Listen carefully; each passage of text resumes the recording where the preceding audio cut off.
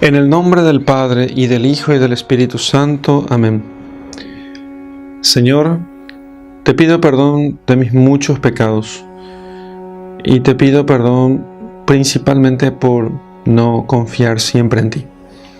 Pero hoy, Señor, quiero renovar mi profesión de fe en ti, mi confianza en ti, de tal modo que al leer tu palabra pueda comprender tu voluntad y pueda tener la fuerza necesaria para poder poner todo esto por obra. Gloria al Padre, y al Hijo, y al Espíritu Santo, como era en el principio, ahora y siempre, y por los siglos de los siglos. Amén. Muy bien, queridos amigos, vamos a hacer lección divina del Evangelio según San Mateo, capítulo 14, versículos 22 al 33. Empezamos con la lección. En aquel tiempo, después de la multiplicación de los panes, Jesús obligó a sus discípulos a reembarcarse, precediéndole a la ribera opuesta, mientras él despedía a la muchedumbre. Despedido que hubo a las multitudes, subió a la montaña para orar aparte, y caída ya la tarde estaba allí solo. Mas estando la barca muchos estadios lejos de la orilla, era combatida por las olas porque el viento era contrario. Y a la cuarta vigilia de la noche vino a ellos, caminando sobre el mar. Mas los discípulos, viéndolo andar sobre el mar, se turbaron diciendo: «Es un fantasma». Y en su miedo se pusieron a gritar. Pero enseguida les habló Jesús y dijo: «Ánimo, soy yo, no temáis». Entonces respondió Pedro y le dijo: «Señor, si eres tú, mándame ir a ti sobre las aguas». Él le dijo: «Ven». Y Pedro, saliendo de la barca y andando sobre las aguas, caminó hacia Jesús. Pero viendo la violencia del viento, se amedrentó, y como comenzase a hundirse, gritó: «Señor, sálvame». Al punto Jesús tendió la mano y asió de él, diciéndole: «Hombre de poca fe, ¿por qué has dudado?». Y cuando subieron a la barca, el viento se calmó. Entonces los que estaban en la barca se prosternaron ante él, diciendo: «Tú eres verdaderamente el Hijo de Dios». Muy bien, queridos amigos, vamos a hacer, lo primero que hacemos es siempre la lección del texto. Este texto que nos propone la Iglesia corresponde al texto que está inmediatamente después de la multiplicación de los panes. O sea, los discípulos estaban tan asombrados por lo que habían visto que aquello les estaba golpeando el corazón. ¿Quién es este que multiplica los panes, que da de comer a las multitudes con 5 panes y 2 peces, que no alcanzan ni para 10 personas?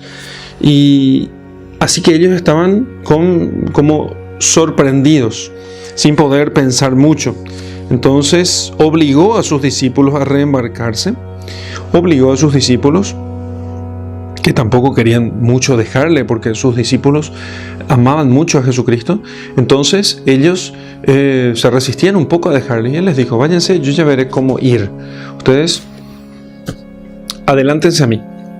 Así que se adelantaron ellos, y diciéndoles: «Bueno, yo iré después. Mientras despido yo a la gente, saludo a todos», porque todos estaban acercándole a Jesucristo para darle gracias, para pedirle favores, o pedirles que orase por sus niños, por sus enfermos. Mientras tanto, él despide a sus discípulos. Y despedido hubo a las multitudes, subió a la montaña para orar aparte. Entonces, sube a la montaña para orar aparte. Recordémonos que esto era cerca del atardecer, ¿sí? Antes de la caída de la tarde. Fue como una... quizá más o menos tiene que ser después del almuerzo. Después del almuerzo, la multiplicación de los panes. Y caída la tarde, Subido a la montaña, caída ya la tarde, estaba allí solo. Antes de caminar sobre las aguas, de hacer aquel gran prodigio, el Señor se retira a hacer oración. Él nos da el ejemplo de la oración, ¿sí? Nos da el ejemplo de la oración. Y es muy importante que cada vez que meditemos muchas veces en los momentos en que nuestro Señor hace oración. Porque si Él, que es Dios, hace oración a Dios, uno puede decir, bueno, si hace oración a Dios es porque Él no es Dios. No, dio pruebas de que era Dios. Lo que sucede es que Él nos ha dejado un ejemplo para que nosotros sigamos sus huellas, como dice la Escritura. Nos dejó un ejemplo para que sigamos sus huellas. Entonces, Él, antes de aquel gran prodigio, antes del milagro, el Señor sube a la montaña a poder hacer oración, para prepararse para ello, ¿sí? Se prepara para aquel prodigio del caminar sobre las aguas. No quiere Él que aquello sea una especie de alarde de poder divino con el cual Él mostrase simplemente que Él lo puede todo y que tiene dominio sobre las cosas de la naturaleza y nada se le puede oponer, sino que sube a la montaña y ora a solas para unirse más a su Padre, más de lo que ya está. Uno diría, bueno, mucho no hace falta. Sin embargo, nos da el ejemplo de que es Dios el que hace todo. Amar a Dios sobre todas las cosas no consiste en que nosotros tengamos afectos o sentimientos de cariño hacia Dios. Consiste fundamentalmente en que nos unamos a Él. Y el ejemplo de nuestro Señor Jesucristo, que antes de realizar un gran prodigio, un milagro poderosísimo, después de otro milagro, pero para que no sea simplemente una especie de un show de fuegos artificiales, porque es multiplicación de los panes, caminar sobre las aguas, bueno, la cosa se sigue una de otra, o sea, no, aquí tiene que haber una pausa, y esta pausa es para unirnos más a Dios, porque es Dios el que hace todo, y es para la gloria de Dios por lo que hacemos, Así que Cristo va en soledad, ora aparte. Y estando en la barca, entonces la barca ya estando muchos estadios, dice, o sea, el tamaño de un estadio. No viene al caso ahora decir cuánto mide un estadio, pero estaba bien lejos, lo cual significa que estaba en mayor peligro, porque no podían los apóstoles ni lanzarse de la barca para llegar a tierra firme, y ya se habían separado mucho de la costa. El Señor les obliga. Fijémonos en este detalle que va a ser importante después para la meditación. El Señor les obliga a subir a la barca, los empuja al mar. Duc in altum, bregad mar adentro, ir mar adentro, vamos, mar adentro, vayan, espérenme del otro lado, en la otra orilla. Y entonces, habiendo estado ya mucho de la costa, tenemos la imagen, está mucho de la costa, mucho tiempo después. Entonces, las olas, más o menos a la cuarta vigilia de la noche. Bueno, ¿cuántas vigilias tiene de la noche? Buena pregunta, Entonces, la cuarta vigilia es, digamos, cerca del amanecer. Es cerca del amanecer. Sin entrar en las teorías división del tiempo romanas, porque esta es una división romana del tiempo, pero es cerca del amanecer, antes de que vuelva a salir el sol. Va a ser muy importante esto para nuestra meditación, sobre todo para el sentido, un cierto sentido escatológico de este texto.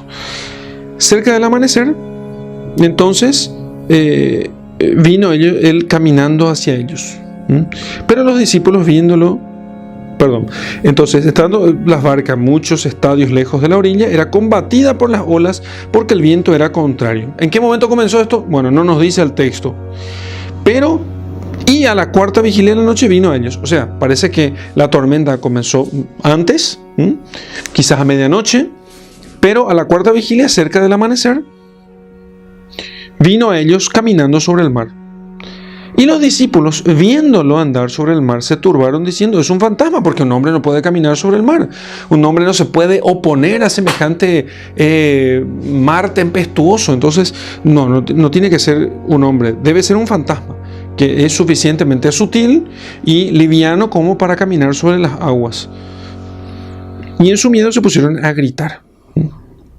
No a invocar a Dios, no a rezar, no a confiar en la providencia divina, se pusieron a gritar, a gritar. Eso es lo que hicieron.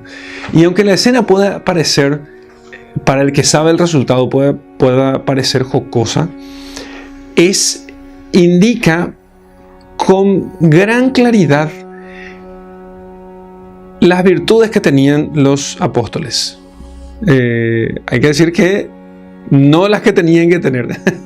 No las que tenían que tener. ¿Y qué virtud tenía que tener? Bueno, la virtud es una disposición permanente del alma por la cual la persona tiene una inclinación, digamos, natural, de algún modo, ¿sí? Para hacer el bien. Entonces, yo puedo hacer un acto virtuoso. Es un acto virtuoso, no es que yo posea la virtud. Es un acto bueno que yo hago porque estoy pensando en hacerlo. Pero la virtud, cuando uno tiene la virtud propiamente, la cosa ya le sale nomás, me sale. Al principio de la vida espiritual, nosotros rezamos porque nos obligan nuestros padres, nos obliga un programa de vida, nos obligamos nosotros. Entonces yo tengo que hacer un esfuerzo grande y hacerme violencia para poder hacer oración. Pero una vez que pasa el tiempo y se adquiere la virtud, entonces yo ya no pienso que tengo que hacer oración. Es algo como natural. Yo ya no estoy discutiendo y pensando a ver si tengo que hacer oración o no. Bueno, esa es la virtud. ¿Y qué pasa con los discípulos? Se ve que no tenían la virtud de pedir a Dios su gracia. Entonces se pusieron estos a gritar. Se pusieron a gritar. Si ante una dificultad nosotros nos ponemos a gritar, entonces no tenemos el hábito de la piedad. Eso es lo que sucede. Pero enseguida les habló Jesús y dijo: ánimo, soy yo, no temáis. Ánimo, soy yo, no temáis. Bueno, el Señor les habla y ellos reconocen su voz. Entonces Pedro, el primero entre todos ellos, Pedro le dijo: Señor, si eres tú, mándame ir a ti sobre las aguas. Se puso a hablar con el fantasma. Mándame ir a ti sobre las aguas. Y él le dijo: vení, ven. Y Pedro, saliendo de la barca y andando sobre las aguas, caminó hacia Jesús. Pocas veces nosotros notamos este detalle. Pedro caminó sobre las aguas. Eso fue lo que sucedió, por mandato de Jesucristo. Si eres tú, mándame ir a ti. Y entonces, ¿qué hace Pedro? Ven, le dice el Señor, baja sobre las aguas y camina sobre las aguas. Algunos teólogos, cientificistas, y que no entienden las Escrituras, andaban diciendo que en realidad esto no fue un milagro, que Jesucristo aprovechó un fenómeno natural que podría darse una vez cada 1.000.000 de años, por el cual se forma una especie de capa de hielo sobre las aguas de aquel lago, y entonces él tendría que haber caminado más o menos sobre esas capas de hielo.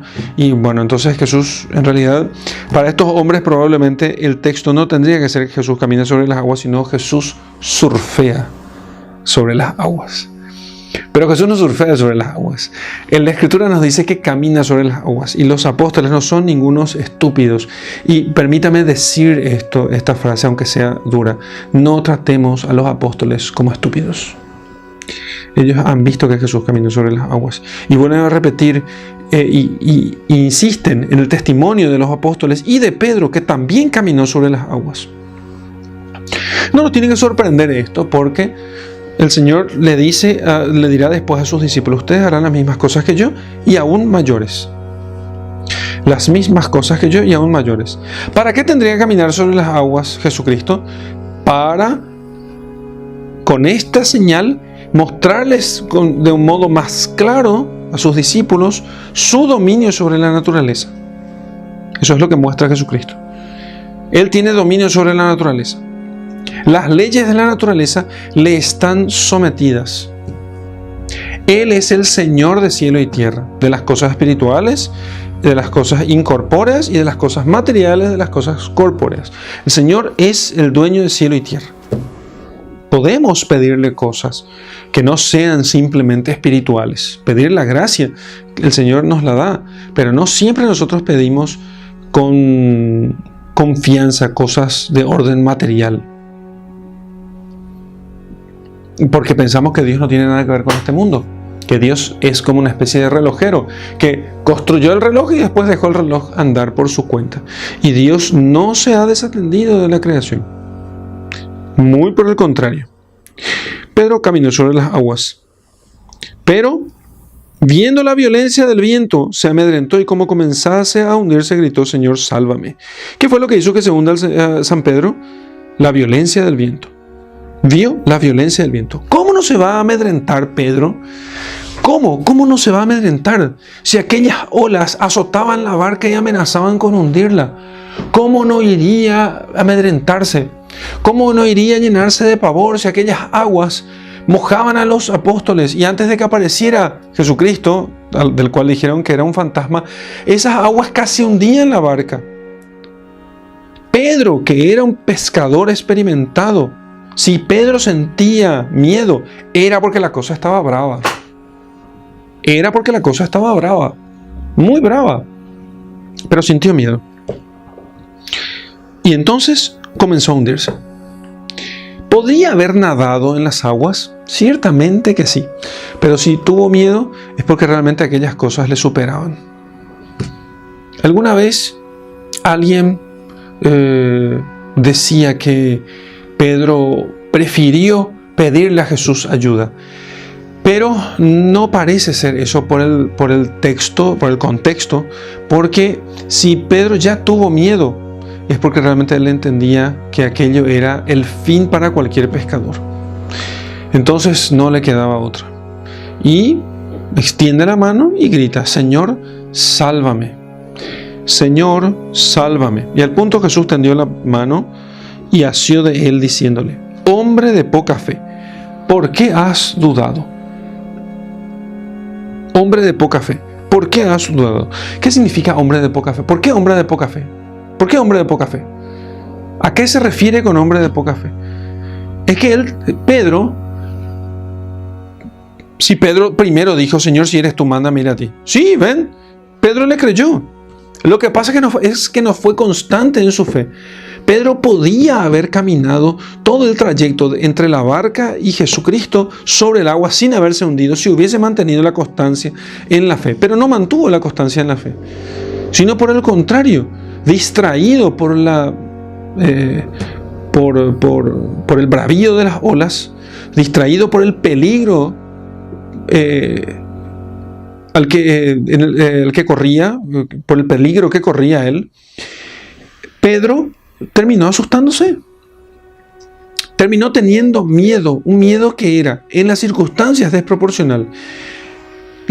Uno podría pensar, ¿cómo que desproporcional? Si eran unas olas que podían realmente hundir a cualquier pescador experimentado, y Pedro, que conocía bien el mar, tuvo miedo. ¿Cómo que? No sé, seguro que era una cosa gravísima y muy peligrosa. ¿Por qué acusaríamos a él que tuvo un miedo desproporcional? Porque tenía a Jesús allí. Ese es el punto. Le tenía a Jesús allí. Lo mismo pasó, recordarán ustedes en el pasaje de Jesús calma la tempestad.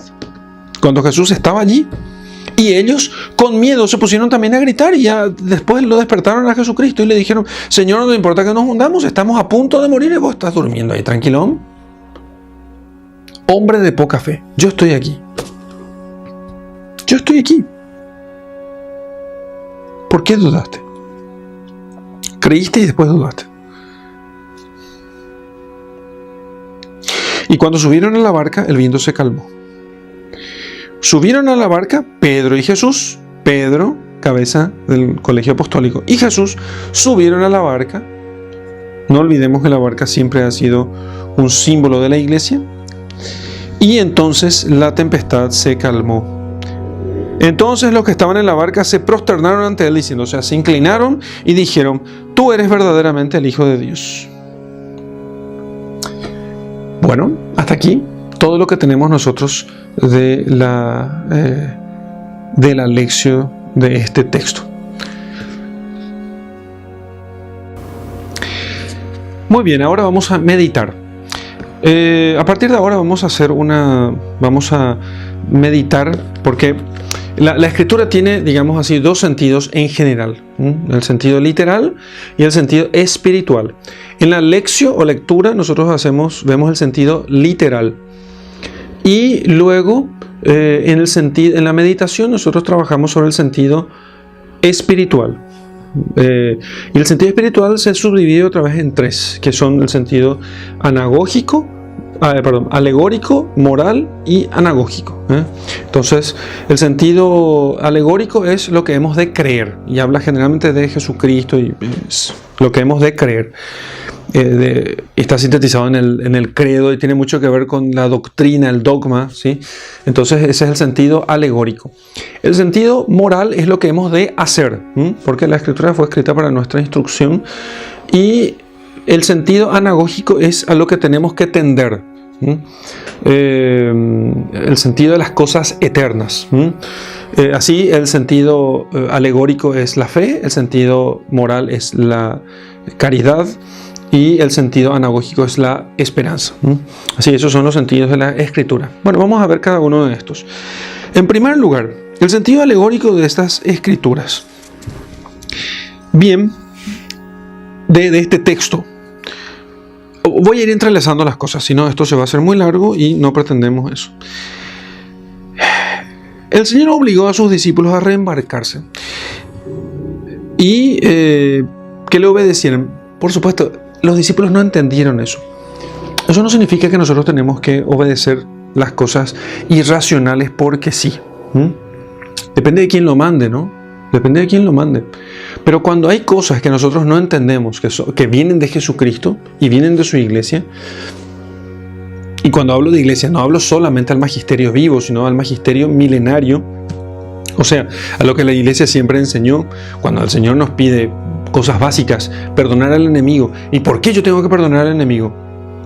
Puede que nosotros no entendamos eso, pero es necesario que aprendamos nosotros a obedecer a Jesucristo. Pasen al otro lado. No, pero Señor, ¿cómo te vamos a dejar aquí? Vamos a irnos solos. Pasen al otro lado. Pasen al otro lado. Muchas cosas todavía tengo que decirles, le dice Jesucristo a sus apóstoles, pero no puedo enseñarles todo ahora, sino cuando venga el Espíritu Santo. O sea, hay muchas cosas que nosotros no podemos entender porque no estamos todavía unidos íntimamente con Dios. Entonces, no nos queda más a nosotros que aceptar. Ha pasado en mi vida personal muchísimas veces que yo hay cosas que no entendía, y probablemente si el Señor, ya después de muchos años, entendí por qué el Señor me obligó a hacerlo, pero si en ese momento me lo hubiera explicado el Señor por intermedio de alguien o directamente o lo que sea, yo no lo hubiera entendido porque era muy joven todavía para hacerlo. Entonces es mejor siempre obedecer. Ah, no, pero fíjate lo que les pasó a los apóstoles. Fueron y enfrentaron una tormenta en el medio del camino, en el medio del camino del mar, ¿no? Sí, pero vieron el poder de Dios. Vieron el poder de Dios. O sea, Él tenía un plan para ellos. Es muy importante que aprendamos nosotros a obedecer a Jesucristo, aunque no entendamos. ¿Por qué pasa esto? Ay, ¿por qué pasa esto? ¿Por qué? Y entonces hay muchos que se pasan la vida perdiendo el tiempo preguntándose el por qué en vez de obedecer directamente a Dios. Perdería menos tiempo obedeciendo inmediatamente al Señor. ¿Por qué tengo que obedecer a Dios? Y pues porque es Dios. ¿Cómo yo voy a saber que viene de Dios? No me refiero a cosas especiales. Me refiero simplemente a las cosas que manda siempre. Perdonar al enemigo, ir a misa los domingos, ayudar a los pobres, dar limosna. Fíjense, el caso de la limosna puede ser muy ilustrativo. Hay mucha gente que no da limosnas porque se justifica de no dar limosnas diciendo que no, porque cuando yo doy limosnas la persona va y desaprovecha y malgasta, etcétera, etcétera. Pero el Señor pidió que dé limosnas. El Señor pidió que dé limosna. No, ¿para qué vamos a ayunar? Si el ayuno en realidad no sé qué, mejor es hacer tal cosa. Nadie preguntó eso. El tema es que el Señor ayunó y ayunó 40 días. Cuando seas más espiritual, cuando estés más unido a Dios, vas a entender.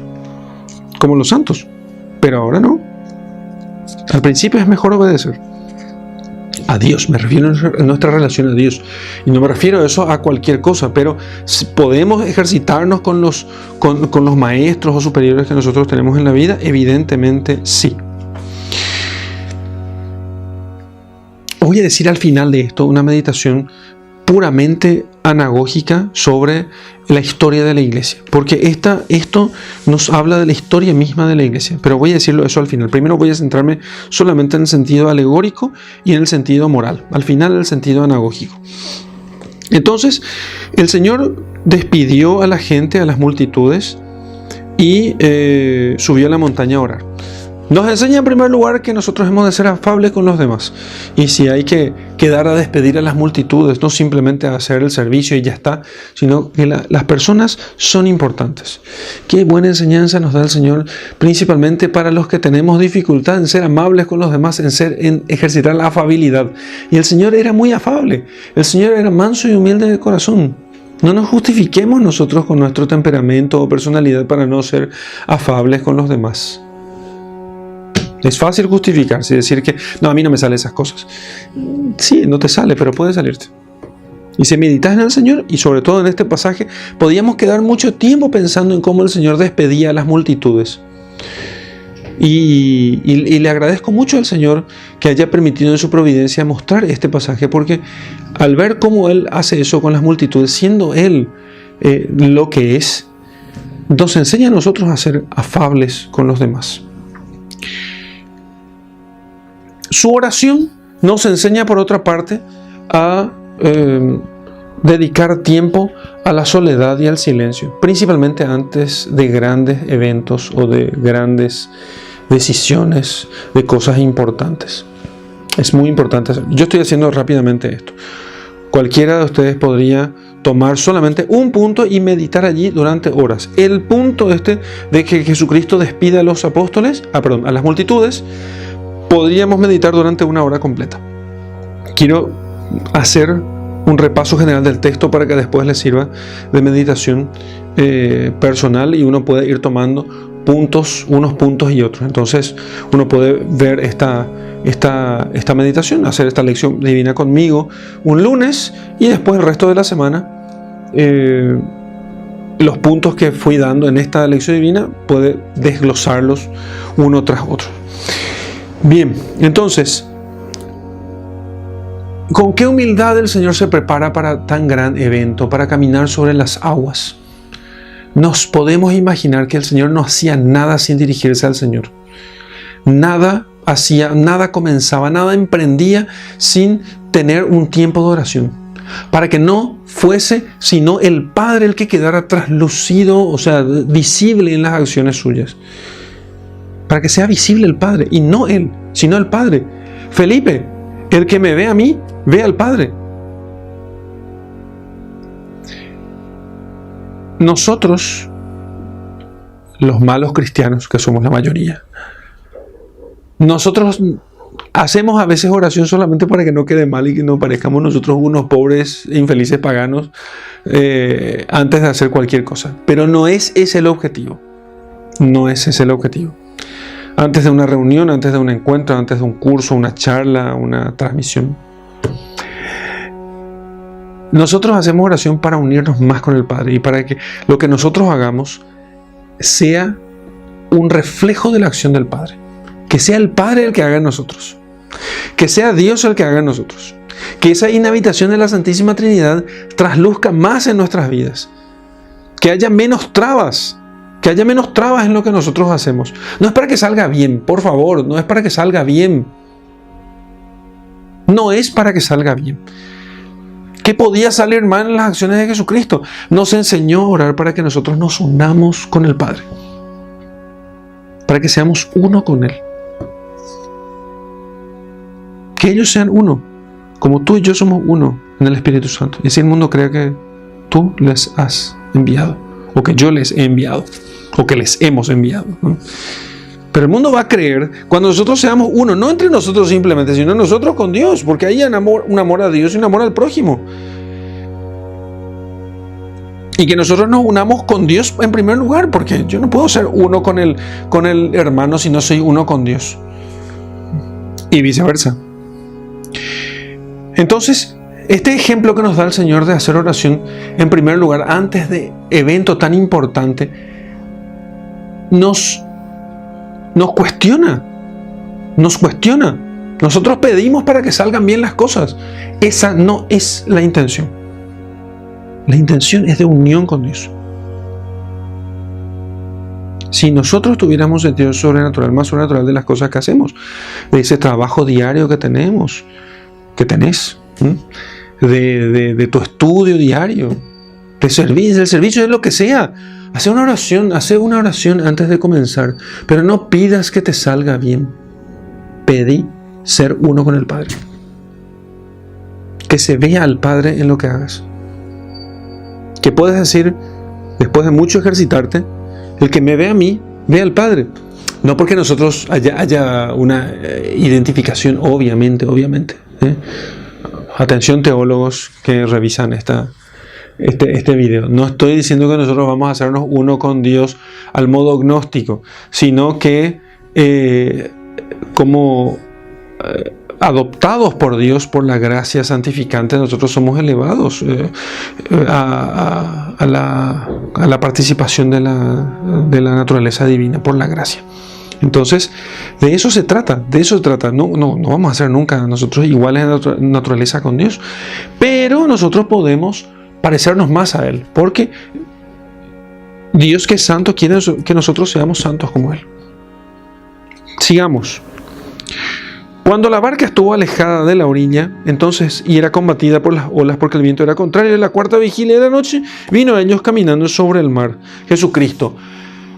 Entonces, al emprender cualquier cosa, y más o menos cuando la vida ya avanzó un poco, las olas de la vida pueden dificultar el progreso. Eso pasa en cualquier circunstancia. Cuando uno empieza recién su vida de conversión, su vida espiritual, todo es fácil. Después vienen las tormentas. Después vienen las dificultades. Y eso va a pasar necesariamente. Tenemos que olvidarnos, por Dios, por favor, que no vamos a tener dificultades.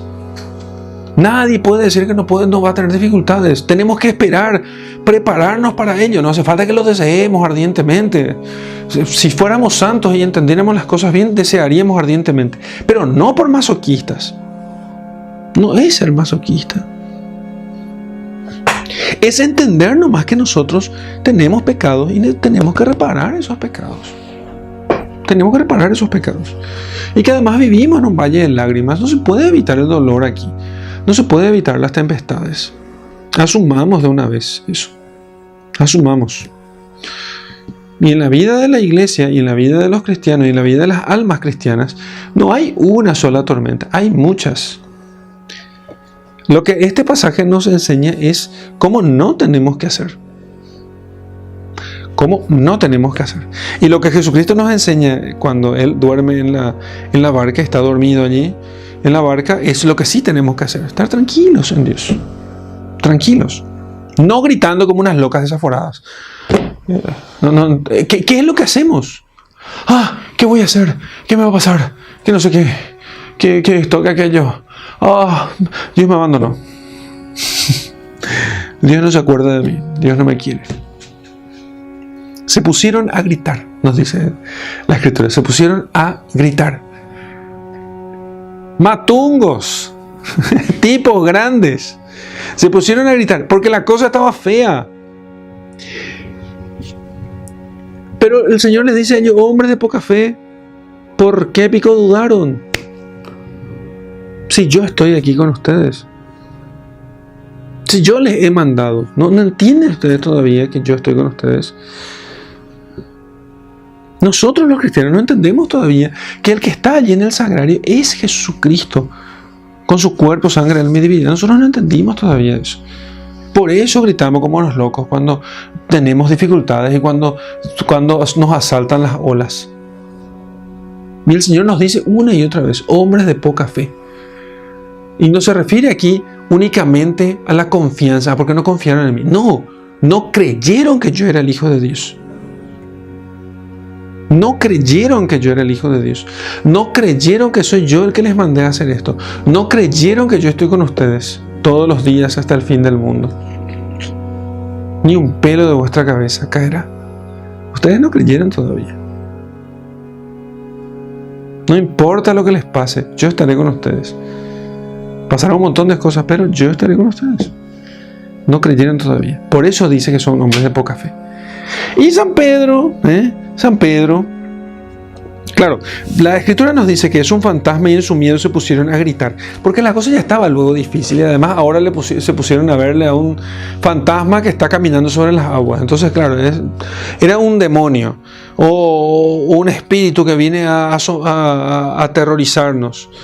Entonces ellos se ponen a gritar, en vez de invocar a Dios, en vez de ejercitar la confianza en la providencia, se ponen los pobres a gritar. Pero cuando Jesús les habla, dice, ¡Ey, tranquilos, soy yo! Porque aquello ya se estaba poniendo un poco vergonzoso. Estaba poniéndose vergonzoso. Entonces, Pedro, colérico como él, mándame ir a ti. Si eres tú, mándame ir a ti.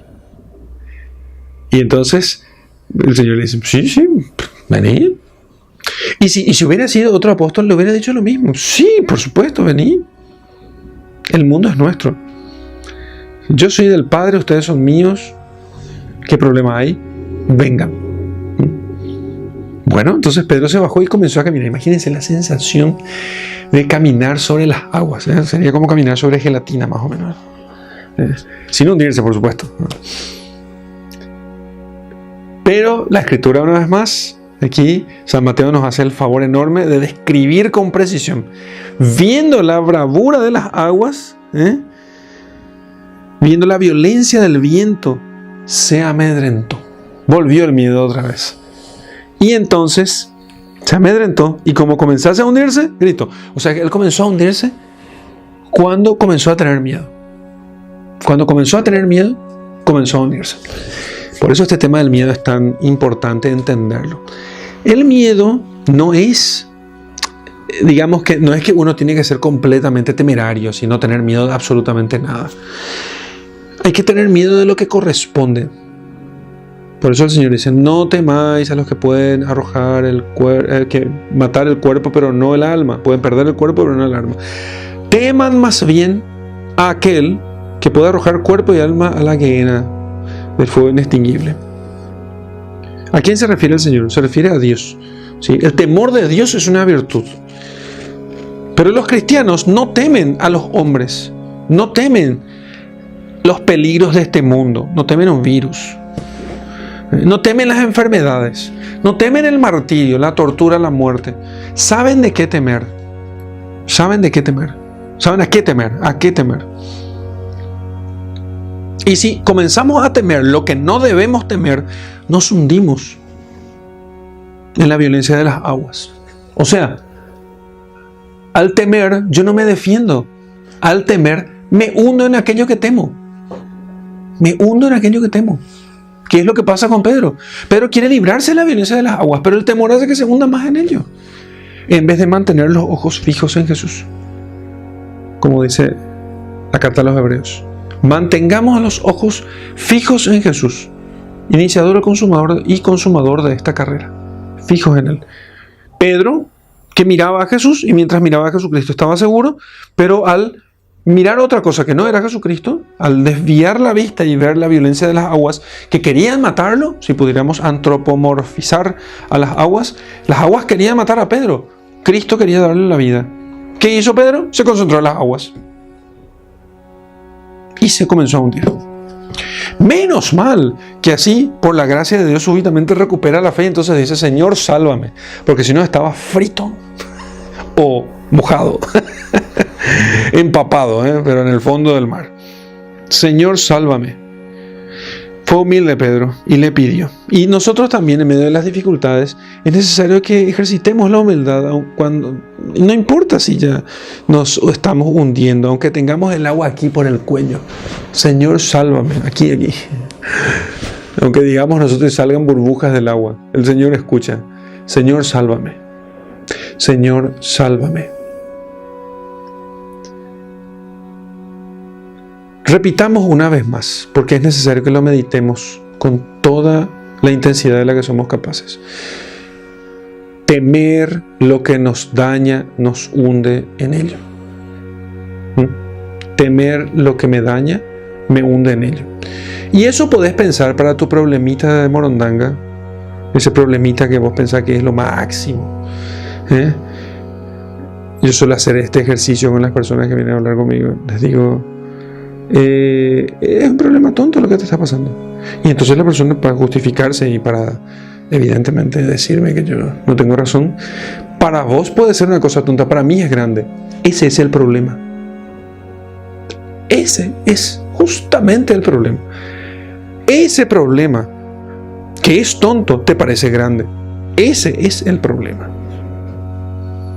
Entonces, y en el caso de Pedro podríamos decir, pero aquello no era un problema tonto. Sí, pero delante del poder de Jesucristo era un problema tonto. Entonces, ¿qué tenían que haber hecho los apóstoles? Simple, saber que Jesucristo, el que había multiplicado peces y panes hacía apenas unas pocas horas, Él les mandó y les dijo, vayan y espérenme del otro lado. El hombre de fe madura tenía que haber dicho, no se preocupen, no vamos a gritar, sigamos adelante. Y si venía y su visión les engañaba y veían que venía un fantasma, no se ponían a gritar como unas locas desaforadas. Tranquilos, hermanos, sigamos adelante. Los apóstoles, una vez maduros y con el Espíritu Santo floreciente en ellos, así actuaban. No se preocupen, vamos a llegar. Nada nos puede hacer daño, ni las aguas, ni los fantasmas. El Señor nos espera en la otra orilla. El Señor nos espera en la otra orilla. Confiemos en Él. Que Él, que es Dios, no puede mentirnos. Pero no, se pusieron a gritar. Y nosotros nos ponemos a gritar y a lamentarnos y a desesperarnos delante de las dificultades de nuestra vida. Ánimo, hermanos. Yo he vencido al mundo, dice el Señor. He vencido a las aguas, he vencido a los problemas, he vencido a la muerte. Estén conmigo. Aunque mueran, no les va a pasar nada.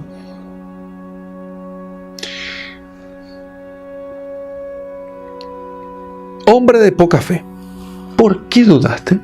Respuesta de Pedro: porque dejé de mirarte. Por eso. Esa es la respuesta.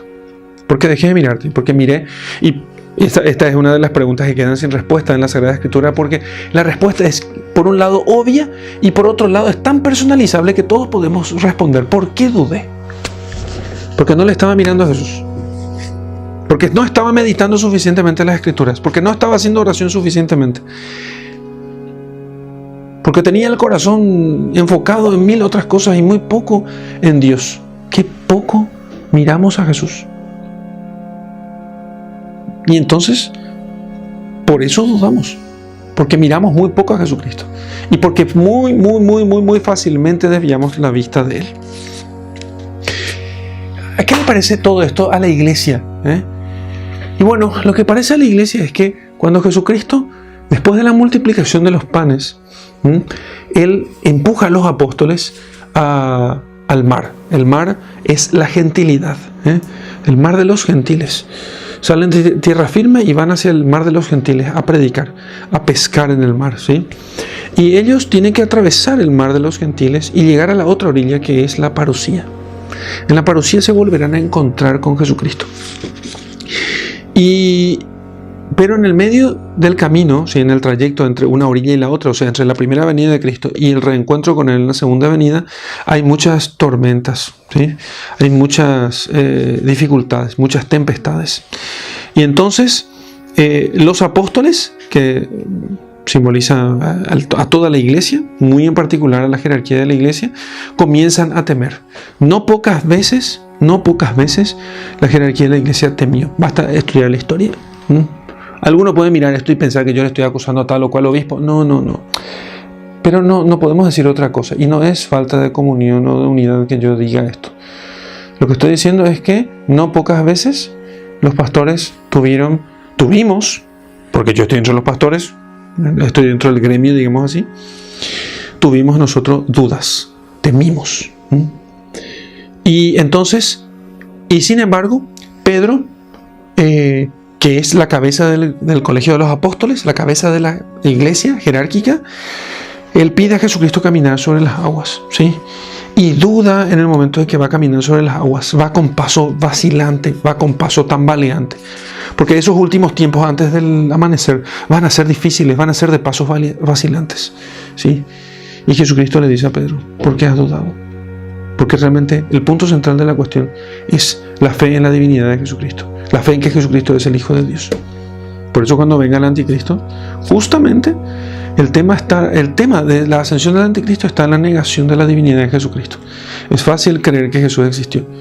Lo que no todos hacen, lo que solo el cristiano hace, es creer que Jesucristo es el Hijo de Dios. Entonces, y eso al final de los tiempos. Pero Jesucristo rescatará a Pedro. Cuando Pedro le diga, Señor, sálvame. Señor, sálvame. Ese será el grito de la iglesia en los últimos tiempos. Señor, sálvame. Cuando la iglesia en los últimos tiempos mire a su Señor presente en la Eucaristía y le diga, Señor, sálvame, entonces, luego del reproche, para que pueda corregirse, el Señor le tenderá la mano y le dirá, Pedro, Pablo, Miguel, iglesia, ¿por qué has dudado? Golpearemos el pecho y seremos nuevamente introducidos a la barca, y entonces llegaremos al final. Así será entonces al final de los tiempos, y esta es, como en resumen y figura, la historia de la misma iglesia. Pero nosotros ejercitémonos para creer siempre en el Señor y no dudar de su presencia entre nosotros. Vamos a hacer oración ahora sobre esto y decir, Señor, ¿cuántas veces he atravesado yo por tempestades en mi vida? Y muy pocas veces, en general lo que hacía era lamentarme, gritar, pero nunca o pocas veces confiar en tu providencia y confiar en ti, Señor, confiar en tu palabra. Te he pedido poco, he confiado poco en ti, he suplicado poco tu asistencia. Señor, te doy gracias por tu palabra y porque me diste estas luces. También te doy gracias porque tú, Señor, siempre caminas sobre las aguas de las dificultades, de las tribulaciones, de los sufrimientos de esta vida. Tú caminas siempre sobre las aguas. Y nosotros en nuestra frágil barca, en nuestro frágil barquito, estamos aquí y a veces pensamos que nos hundimos y tú, Señor, sin embargo, siempre estás con nosotros. Siempre estás conmigo. Por eso te agradezco, Señor, que mi corazón no tiemble, no vacile, que mi corazón no entre en duda.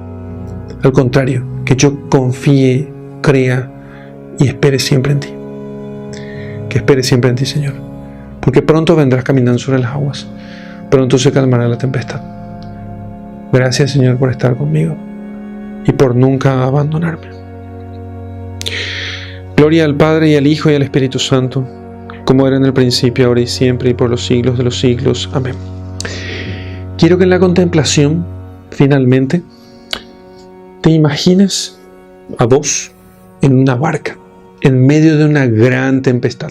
Si te cuesta imaginar, te pido que busques en YouTube, sin distraerte mucho, digas así, tormentas en barco. Pones el sonido en mudo para no distraerte y mira las tormentas en el barco. Unos minutos, después ya podrás hacer todo, imaginar todo lo que quieras, ¿sí? Y no te preguntes qué harías. No quiero que digas, a ver, ¿qué haría yo en una... Vas a gritar probablemente. No, lo que yo quiero es que ejercites la confianza en la providencia de Dios. Que te mires en un barco puesto de rodillas y pidiendo y suplicando a Dios su misericordia. Eso es lo que quiero que hagas en esta contemplación, ¿sí? Y eso una y otra vez durante algunos minutos. Eso va a ayudar a fijar esto y sobre todo a ver con mayor claridad, gracias a las luces que el Espíritu Santo nos puede dar, este misterio que nosotros vivimos nuestra vida personal, comunitaria, nacional, eclesial. Entonces, pero en medio de las tormentas, no gritemos, no desesperemos, no dudemos. Pidamos a Dios su gracia y su ayuda, y Él nos la dará. Que el Señor te bendiga, en el nombre del Padre, y del Hijo, y del Espíritu Santo. Amén.